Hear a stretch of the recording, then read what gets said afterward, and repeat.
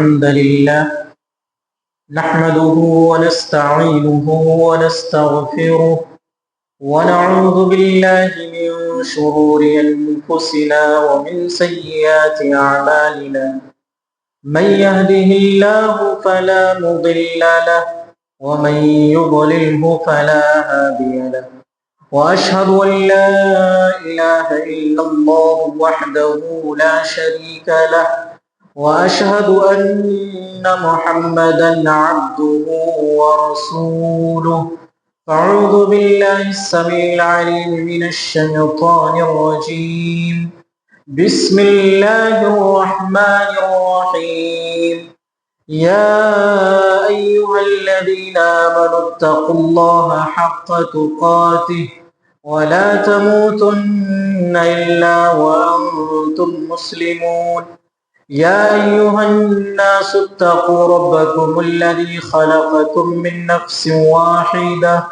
وخلق منها زوجها وبث منهما رجالا كثيرا ونساء واتقوا الله الذي تساءلون به والأرحام إن الله كان عليكم رقيبا يا أيها الذين آمنوا اتقوا الله وقولوا قولا سديدا يصلح لكم أعمالكم ويغفر لكم ذنوبكم ومن يطع الله ورسوله فقد فاز فوزا عظيما أما بعد فإن خير الحديث كتاب الله وخير الهدي هدي محمد صلى الله عليه وسلم وشر الأمور محدثاتها وكل محدثة بدعة وكل بدعة ضلالة وكل ضلالة في النار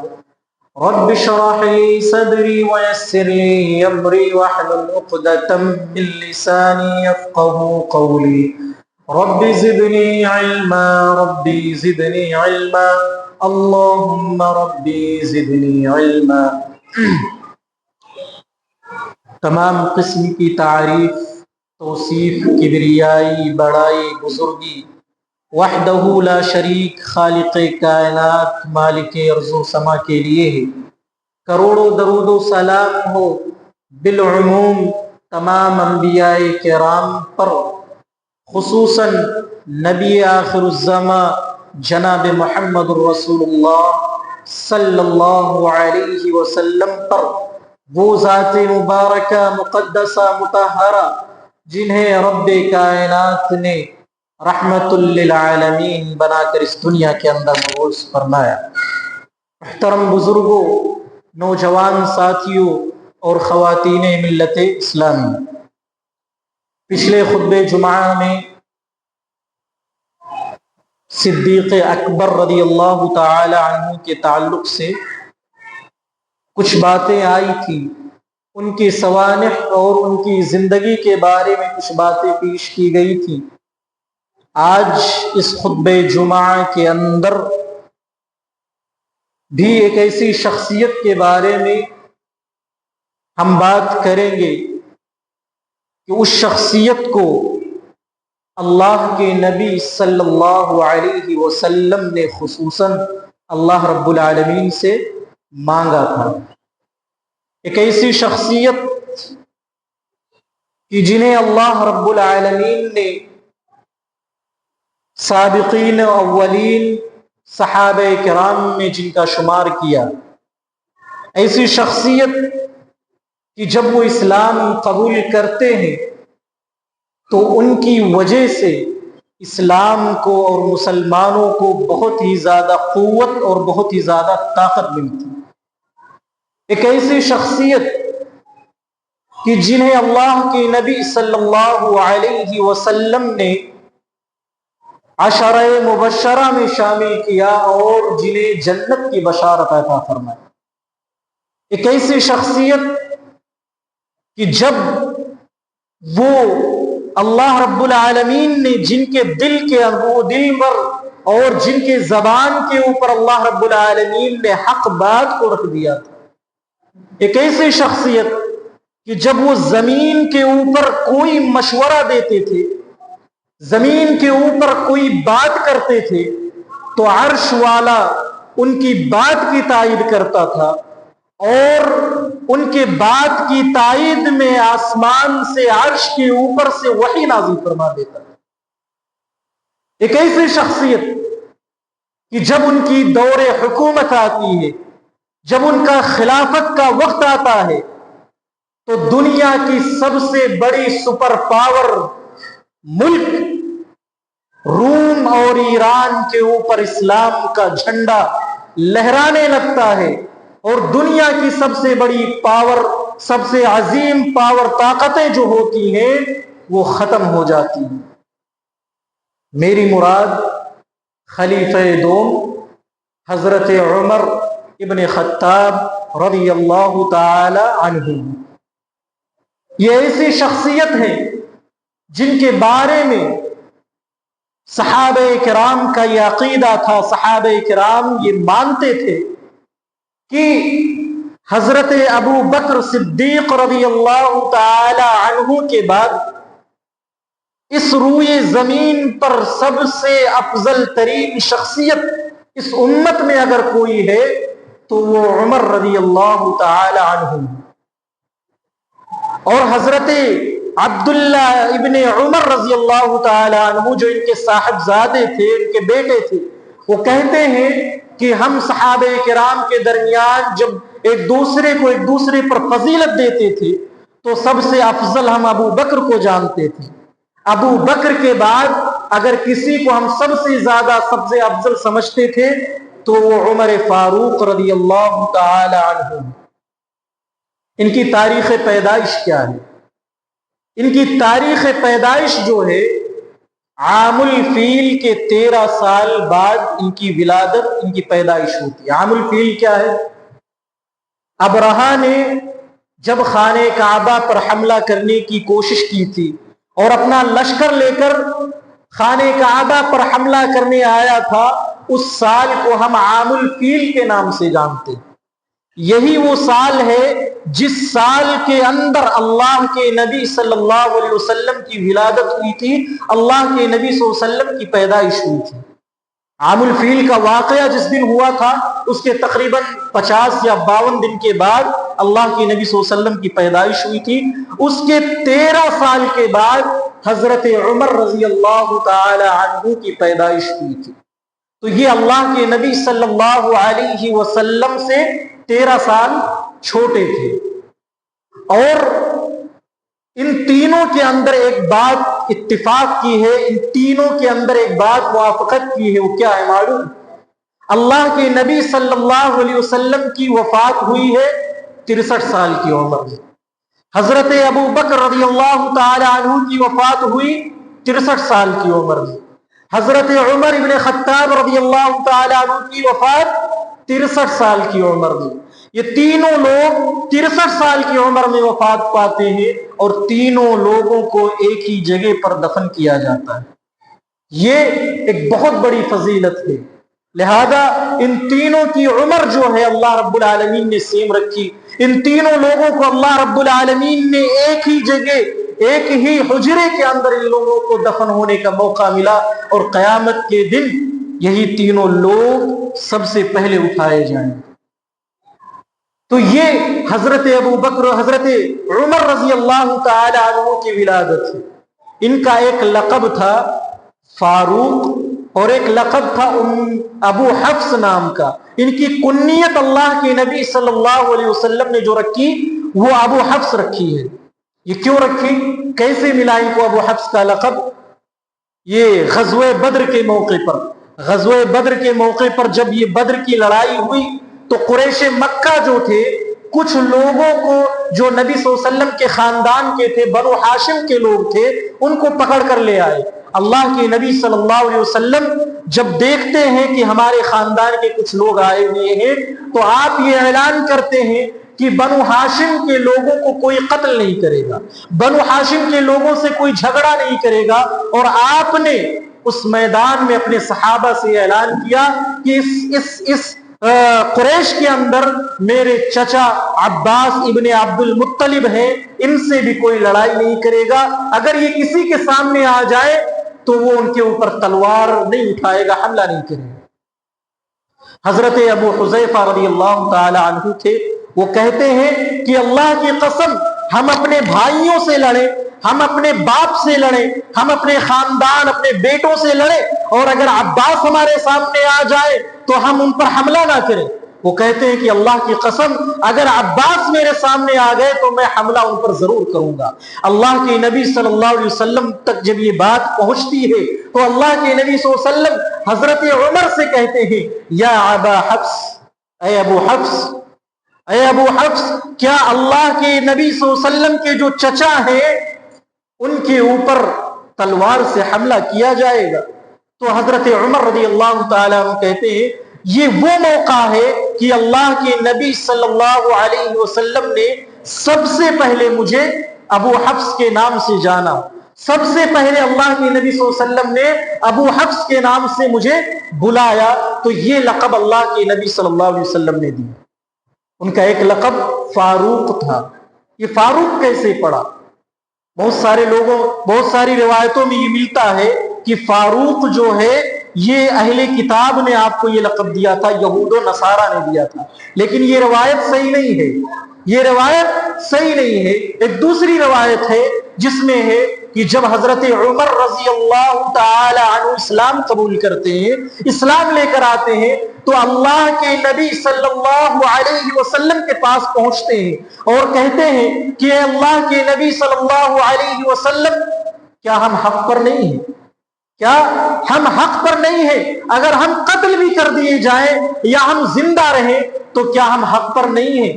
تو اللہ کے نبی صلی اللہ علیہ وسلم نے کہا اگر ہمیں قتل بھی کر دیا جائے یا ہم زندہ رہیں لیکن ہم حق پر ہیں، تو حضرت عمر رضی اللہ تعالی عنہ نے کہا پھر ہم چھپ کر کیوں بیٹھے ہیں؟ ہم لوگوں سے اتنا چھپ کر کیوں بیٹھے ہیں؟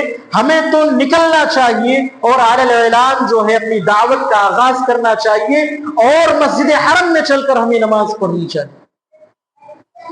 جب یہ بات کہتے ہیں تو وہ خود کہتے ہیں کہ میں نے مسلمانوں کے دو گروپ بنائے، ایک گروپ کا امیر، ایک گروپ کا لیڈر حضرت حمزہ رضی اللہ تعالی عنہ کو بنایا تھا، اور دوسرے گروپ کا امیر اور دوسرے گروپ کا جو لیڈر تھے وہ حضرت عمر رضی اللہ تعالیٰ عنہ کہتے ہیں کہ ہم خود تھے۔ اور پھر ہم مسجد حرم میں جاتے ہیں اور نماز پڑھتے ہیں۔ اس موقع پر اللہ کے نبی صلی اللہ علیہ وسلم نے ہمیں یہ لقب دیا تھا فاروق، لیکن یہ روایت بھی صحیح نہیں ہے، یہ روایت بھی ضعیف ہے۔ اللہ کے نبی صلی اللہ علیہ وسلم نے آپ کو یہ لقب نہیں دیا، پھر آپ کو یہ لقب کیسے ملا؟ یہ لقب آپ کو صحابہ کرام نے دیا تھا۔ یہ لقب جب حضرت عمر رضی اللہ تعالیٰ عنہ اسلام قبول کرتے ہیں اور مسلمان ہوتے ہیں تو مسلمانوں کو قوت ملتی ہے، مسلمانوں کو طاقت ملتی ہے اور مسلمانوں کے اندر ایک جرت پیدا ہوتی ہے، تو اس وجہ سے ان کو یہ لقب ملا تھا فاروق۔ فاروق کا مطلب، فاروق کہتے ہیں حق اور باطل کے درمیان فرق کرنے والا، جس کے آنے سے حق الگ ہو جائے باطل الگ ہو جائے، اس کو فاروق کہا جاتا ہے۔ اس لیے حضرت عمر رضی اللہ تعالی عنہ کا جو لقب تھا وہ فاروق پڑا۔ اور حضرت عبداللہ ابن مسعود رضی اللہ تعالی عنہ حضرت عمر رضی اللہ تعالی عنہ کے بارے میں اسٹیٹمنٹ دیتے ہیں کہ ما زلنا عزتا منذ اسلم عمر رضی اللہ تعالی عنہ، کہ جب سے حضرت عمر رضی اللہ تعالی عنہ اسلام قبول کر کے آئے ہیں اس وقت سے ہم لوگ جو ہے طاقتور ہو گئے۔ جب سے عمر نے اسلام قبول کیا ہم لوگ طاقتور ہو گئے، ہمارے اندر پاور اور قوت آ گئی ہے۔ یہ ہے حضرت عمر رضی اللہ تعالی عنہ کا مقام اور مرتبہ۔ ان کا ایک لقب ہے امیر المؤمنین۔ یہ امیر المؤمنین ان کا لقب کیسے پڑا؟ یہ اللہ کے نبی صلی اللہ علیہ وسلم تو اس وقت موجود نہیں تھے۔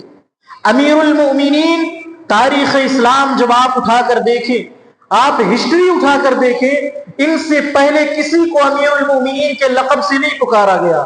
سب سے پہلے خلیفہ ہیں، سب سے پہلے اسلامی حکمراں حضرت عمر ہیں جن کو امیر المؤمنین کے نام سے پکارا گیا۔ حضرت ابو بکر رضی اللہ تعالیٰ عنہ جو تھے ان کو بھی امیر المؤمنین نہیں کہا گیا تھا، ان کو خلیفۃ الرسول کہا جاتا تھا، رسول کا خلیفہ کہا جاتا تھا، لیکن امیر المؤمنین سب سے پہلے حضرت عمر رضی اللہ تعالی عنہ کو کہا گیا، اور یہ لقب دینے والے دو صحابی ہیں جو عراق سے چل کر عمر کے دور حکومت میں مدینہ پہنچے تھے اور آپ کو امیر المؤمنین کے نام سے پکارا تھا۔ وہ کون ہے؟ لبید بن ربیعہ اور عدی بن حاتم رضی اللہ تعالی عنہما۔ یہ دو صحابی ہیں جنہوں نے سب سے پہلے حضرت عمر رضی اللہ تعالی عنہ کو امیر المؤمنین کے لقب سے پکارا تھا، اور آپ کا یہ لقب امیر المؤمنین پڑا۔ تو یہ حضرت عمر رضی اللہ تعالی عنہ کے القاب تھے۔ آپ نے اسلام کیسے قبول کیا؟ آپ شروع میں کچھ لوگوں نے اسلام قبول کیا، اور جب لوگ اسلام قبول کرتے تھے تو حضرت عمر رضی اللہ تعالی عنہ ان کے سب سے بڑے دشمن بن جایا کرتے تھے۔ ان کے بہن ام جمیل، جنہوں نے حضرت ابو بکر کو اٹھا کر رسول اللہ صلی اللہ علیہ وسلم کے پاس لے کر گئی تھی جب آپ کے اوپر حملہ کیا گیا تھا، ام جمیل تھی، یہ حضرت عمر کی سگی بہن تھی۔ ان کے بہنوئی سعید بن زید رضی اللہ تعالی عنہ جو عشرہ مبشرہ میں سے ہیں، یہ دونوں جب اسلام قبول کر کے آتے ہیں، جب یہ دونوں اسلام قبول کر لیتے ہیں، حضرت عمر کو پتہ چلتا ہے تو یہ ان دونوں کو باندھ دیتے ہیں، ان دونوں کو قید کر دیتے ہیں کہ انہوں نے اسلام کیوں قبول کر لیا۔ لہذا یہ اسلام کے بہت بڑے دشمن ہوا کرتے تھے، اسلام کے اور مسلمانوں کے بہت بڑے دشمن تھے، اور آپ نے اللہ کے نبی صلی اللہ علیہ وسلم نے ان کو دعاؤں میں مانگا تھا۔ اللہ کے نبی صلی اللہ علیہ وسلم نے کہا تھا اللہم اعز الاسلام بعمر بن الخطاب او بعمر بن حشام، اے اللہ تو اسلام کو عزت دے، تو اسلام کو تقویت دے دے، تو اسلام کو طاقت دے دے عمر بن خطاب کے ذریعے سے یا عمر بن حشام کے ذریعے سے۔ عمر بن حشام کون ہے؟ ابو جہل۔ ابو جہل کا نام عمر بن حشام تھا۔ اللہ کے نبی صلی اللہ علیہ وسلم نے کہا اللہ تو عمر بن خطاب کے ذریعے سے یا عمر بن حشام کے ذریعے سے، جس سے تو محبت کرتا ہے ان کے ذریعے سے تو اسلام کو پاورفل، اسلام کو پاور عطا فرما۔ وَكَانَ أَحَبُّهُمَا إِلَيْهِ بِعُمَرٍ، اور اللہ تبارک و تعالیٰ کے نزدیک سب سے زیادہ محبوب، سب سے زیادہ پسندیدہ حضرت عمر رضی اللہ تعالی عنہ تھے۔ لہذا اللہ رب العالمین نے آپ کو اسلام کے دولت سے مالا مال فرمایا اور آپ مسلمان ہوئے۔ اسلام لانے کا واقعہ کیا ہے؟ آپ نے بارہا ایک مشہور واقعہ ہے، آپ نے سنا ہوگا کہ حضرت عمر رضی اللہ تعالی عنہ ایک دن غصہ ہوتے ہیں، تلوار لے کر نکل پڑتے ہیں اور کہتے ہیں کہ آج محمد صلی اللہ علیہ وسلم کا سر قلم کر دیں گے، نعوذ باللہ۔ راستے میں ایک صحابی ملتے ہیں عبداللہ بن نعیم رضی اللہ تعالی عنہ، وہ حضرت عمر کے چہرے کو دیکھ کر وہ سمجھ جاتے ہیں کہ آج عمر کہیں غصے میں ہے۔ عمر کی حالت میں تھی۔ میں آپ کو بتلاؤں، جب عمر کی تلوار جب نیام سے باہر نکلتی تھی بغیر کسی کا سر قلم کیے ہوئے وہ نیام کے اندر نہیں جاتی تھی، یہ ان کی خاصیت تھی۔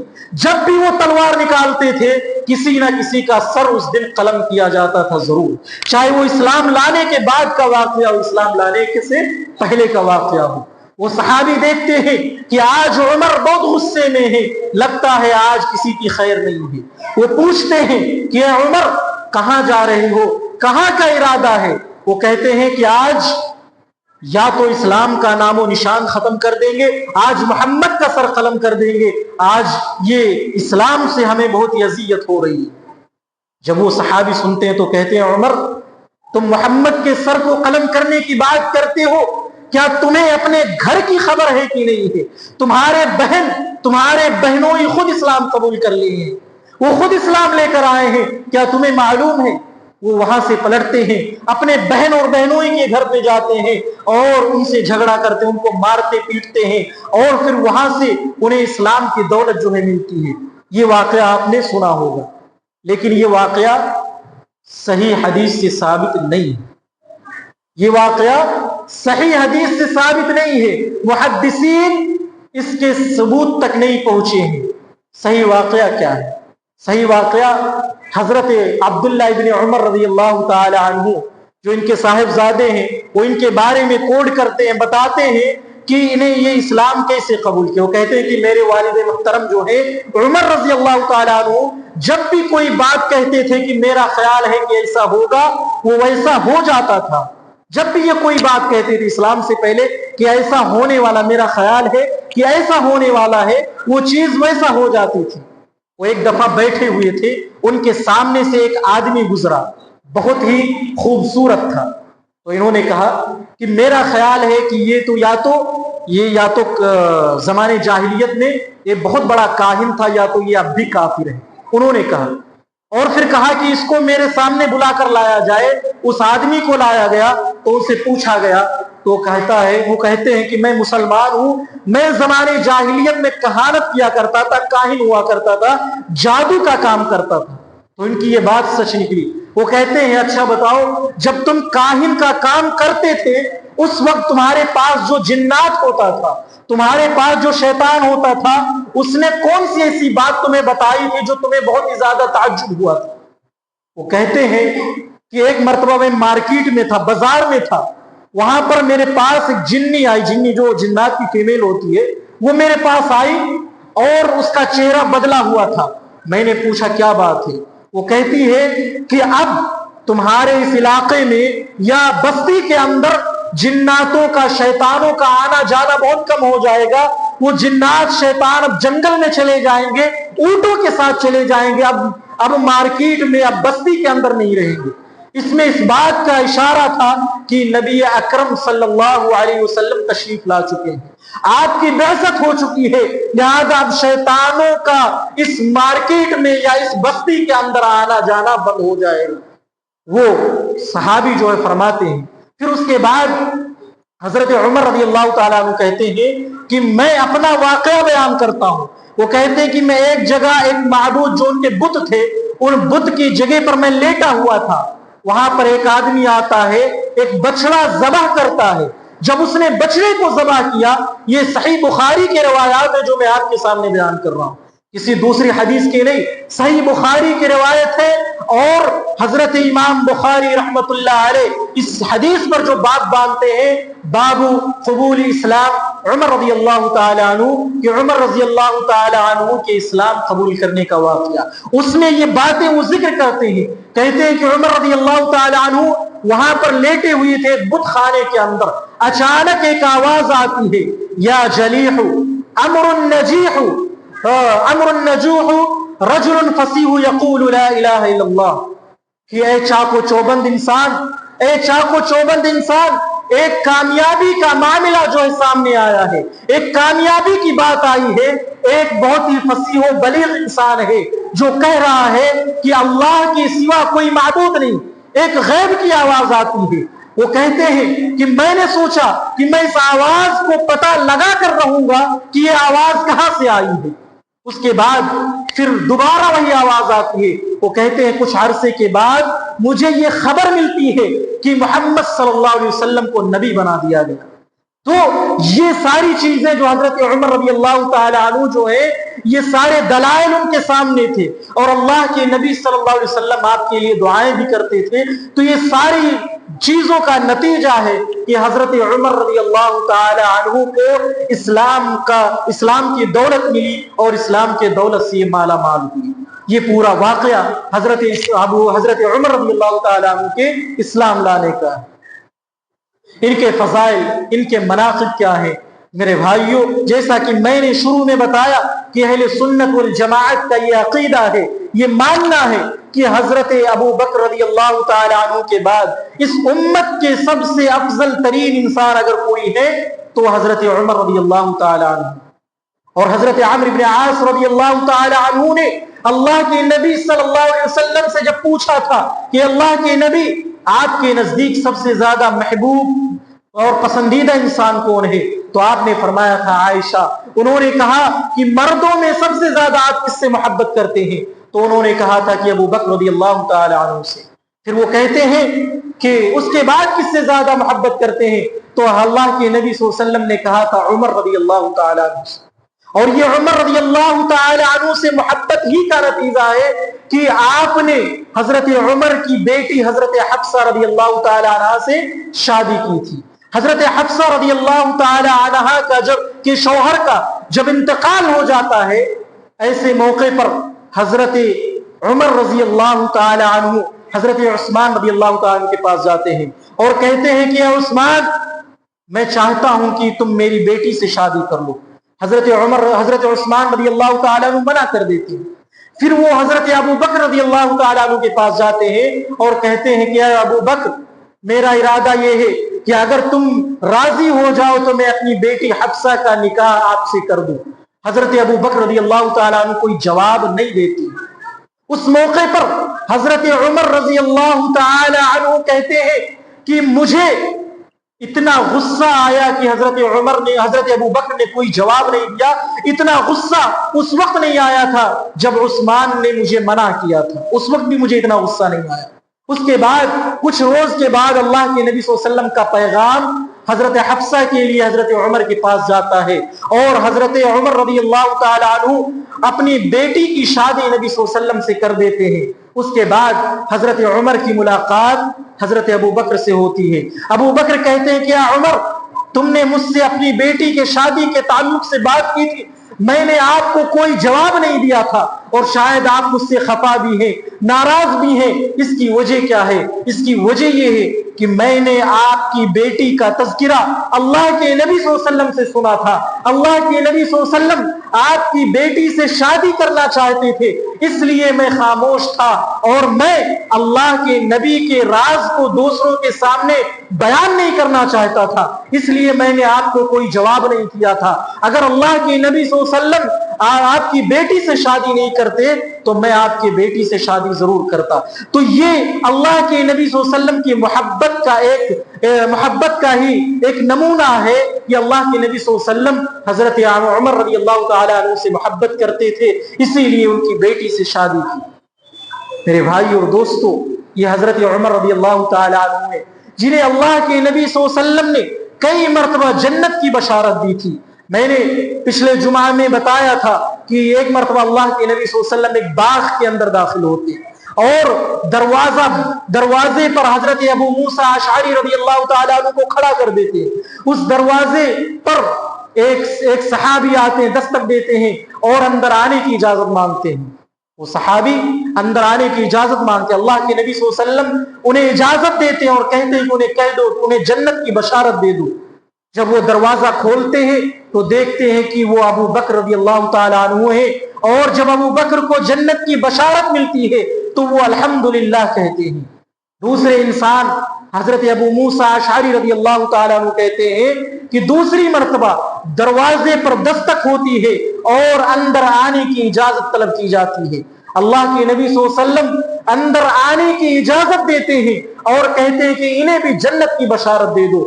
جب دروازہ کھولا جاتا ہے تو وہ عمر رضی اللہ تعالی عنہ ہوتے ہیں، انہیں بھی حضرت ابو موسیٰ اشعری رضی اللہ تعالی عنہ جنت کی بشارت دیتے ہیں اور وہ بھی الحمدللہ کہتے ہیں. تو اللہ کے نبی صلی اللہ علیہ وسلم نے کئی مقامات پر انہیں جنت کی بشارت دی، اور صرف جنت کی بشارت نہیں دی تھی بلکہ اللہ کے نبی صلی اللہ علیہ وسلم نے جنت کے اندر ان کے محل کو بھی دیکھا تھا. حضرت عمر رضی اللہ تعالیٰ عنہ. حضرت ابو ہریرہ رضی اللہ تعالیٰ عنہ کہتے ہیں کہ اللہ کے نبی صلی اللہ علیہ وسلم نے فرمایا، میں نے خواب دیکھا. اور یہ بھی یاد رکھیں کہ نبیوں کے جو خواب ہوتے وہ سچے ہوتے ہیں.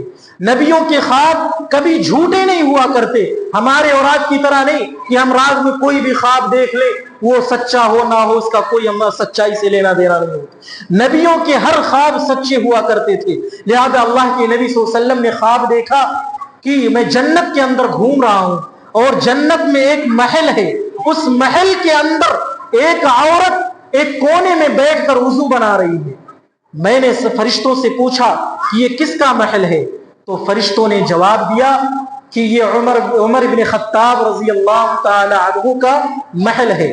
اللہ کے نبی صلی اللہ علیہ وسلم کہتے ہیں کہ میں اندر جانا چاہتا تھا لیکن عمر تیری غیرت نے مجھے اس بات سے روک دیا کہ میں تیرے محل کے اندر جاؤں، تیرے بغیر اجازت کے میں تیرے محل کے اندر جاؤں مجھے تیری غیرت نے روک دیا، اس لیے میں تیرے محل کے اندر نہیں گیا۔ تو یہ اللہ کے نبی صلی اللہ علیہ وسلم نے جنت کے اندر حضرت عمر رضی اللہ تعالی عنہ کے محل کو بھی دیکھا تھا۔ اور میرے بھائی اور دوستو، آپ کو معلوم ہے کہ یہ حضرت عمر رضی اللہ تعالی عنہ وہ صحابی ہیں کہ جن کو دیکھ کر شیطان بھی ڈر جایا کرتا تھا۔ شیطان کو ہم لوگ تو عموماً نہیں دیکھ سکتے نا، ہم لوگ شیطان کو نہیں پتا پا سکتے کہ ہمارے ارد گرد کتنے شیطان ہیں، کہاں پر ہیں، کیسے ہیں، ہمیں نہیں معلوم ہے۔ لیکن اس کے باوجود عمر رضی اللہ تعالی عنہ کا خوف، عمر رضی اللہ تعالی عنہ کا دبدبہ اتنا تھا کہ شیطان بھی آپ کو دیکھ کر ڈر جایا کرتا تھا اور آپ کا راستہ جو ہے چھوڑ کر دوسرے راستے پر چلنے لگتا تھا۔ حضرت ابو سعید خدری رضی اللہ تعالیٰ عنہ کہتے ہیں کہ قریش کی کچھ عورتیں یعنی امہات المومنین اللہ کے نبی صلی اللہ علیہ وسلم کے پاس بیٹھی ہوئی تھی اور آپ سے بلند آواز میں باتیں کر رہی تھی، آپ سے یہ کہہ رہی تھی کہ آپ میرے نان و نفقے میں اضافہ کرو، آپ میرا جو خرچہ ہے اس کو بڑھاؤ۔ اللہ کے نبی صلی اللہ علیہ وسلم جو ہے وہاں پر بیٹھے ہوئی تھی اور اسی درمیان حضرت عمر رضی اللہ تعالیٰ عنہ اندر آنے کی اجازت طلب کرتے ہیں۔ جب عورتوں کو معلوم ہوتا ہے کہ عمر رضی اللہ تعالیٰ عنہ آتے ہیں، وہ بھاگ کر پردے میں چلی جاتی ہیں اور چھپ جاتی ہیں۔ اللہ کے نبی صلی اللہ علیہ وسلم جب انہیں اجازت دیتے ہیں، وہ گھر کے اندر آتے ہیں، اللہ کے نبی صلی اللہ علیہ وسلم مسکرا رہے ہوتے ہیں اور حضرت عمر رضی اللہ تعالی عنہ آپ کے چہرے کو دیکھ کر کہتے ہیں اضحک اللہ سنک، اے اللہ کے نبی صلی اللہ علیہ وسلم اللہ آپ کو ہمیشہ خوش رکھے، اللہ آپ کو ہمیشہ خوش رکھے، آپ کیوں مسکرا رہے ہیں؟ تو اللہ کے نبی صلی اللہ علیہ وسلم نے سارا واقعہ بتایا کہ تمہارے آنے سے پہلے یہ عورتیں مجھ سے لڑ رہی تھی، مجھ سے بلند آواز میں بات کر رہی تھی، لیکن تمہاری آہٹ پانے کے باوجود یہ سارے لوگ اپنے گھر کے اندر چلی گئی، چھپ گئی، پردے میں ہو گئی۔ حضرت عمر رضی اللہ تعالیٰ عنہ کہتے ہیں کہ اے اپنی جان کے دشمنوں، تمہیں ہم سے زیادہ اللہ کے نبی صلی اللہ علیہ وسلم سے ڈرنا چاہیے، تم مجھ سے ڈرتی ہو، اللہ کے نبی صلی اللہ علیہ وسلم سے نہیں ڈرتی۔ تو وہ سارے لوگ کہتی ہیں، وہ عورتیں کہتی ہیں کہ اے عمر مجھے تم سے ڈر لگتا ہے کیونکہ تمہارا رویہ جو ہے وہ بہت ہی سخت ہوتا ہے، تمہارا انداز بہت ہی سخت ہوا کرتا ہے، اس لیے مجھے ڈر لگتا ہے۔ اس موقع پر اللہ کے نبی صلی اللہ علیہ وسلم ایک جملہ کہتے ہیں یا ابن الخطاب، اے ابن خطاب، اے خطاب کے بیٹے، اے عمر، ما لقی الشیطان سلک فجا غیر فج، اے عمر کے بیٹے، اے خطاب کے بیٹے، جب تم کسی راستے پر چلتے ہو تو شیطان اس راستے کو چھوڑ دیتا ہے، وہ راستہ ترک کر دیتا ہے اور وہ کسی اور راستے سے چلا جاتا ہے، کسی اور راستے پر چلنے لگتا ہے۔ یہ عمر رضی اللہ تعالی عنہ کا خوف تھا۔ اسی طریقے سے اللہ کے نبی صلی اللہ علیہ وسلم کہتے ہیں کہ ہمارے پاس کچھ جو ہے ایک مرتبہ اللہ کے نبی صلی اللہ علیہ وسلم کے سامنے کچھ بچیاں جو تھیں وہ رقص کر رہی تھی، ناچ رہی تھی، اور کچھ بچے جو ہیں ان کے سامنے کھڑے ہوئے تھے۔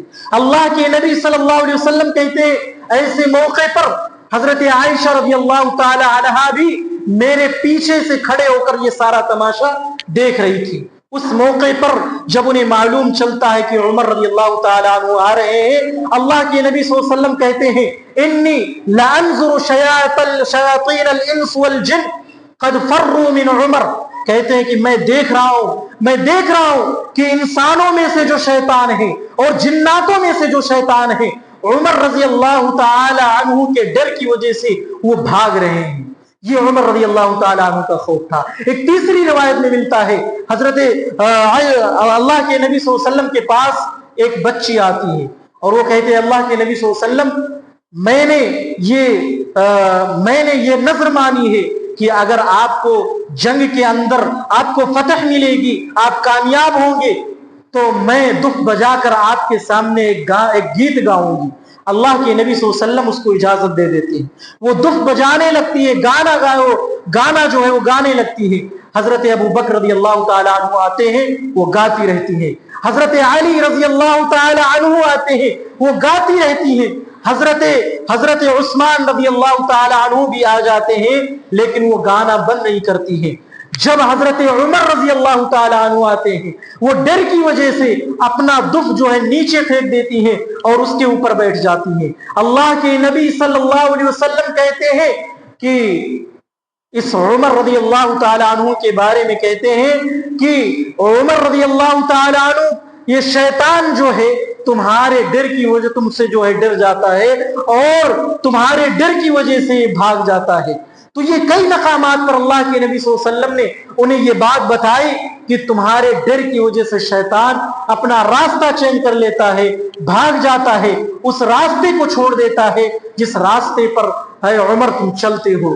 تو یہ اللہ کے نبی صلی اللہ علیہ وسلم نے چند باتیں جو ہیں بیان کی تھی۔ اس کے علاوہ بہت ساری باتیں ہیں جو انشاءاللہ حضرت عمر رضی اللہ تعالیٰ عنہ کے تعلق سے آئندہ خطبہ جمعہ کے اندر بیان کیا جائے گا کہ حضرت عمر رضی اللہ تعالیٰ عنہ کی وہ کون سی باتیں تھیں جن کی موافقت اللہ رب العالمین نے عرش پر سے کی تھی، کون سے ایسے مشورے تھے جو عمر رضی اللہ تعالی عنہ نے زمین کے اوپر دیے تھے اور اللہ رب العالمین نے ان کی بات کی تائید کرتی ہوئی آسمان سے وحی نازل کر دی تھی۔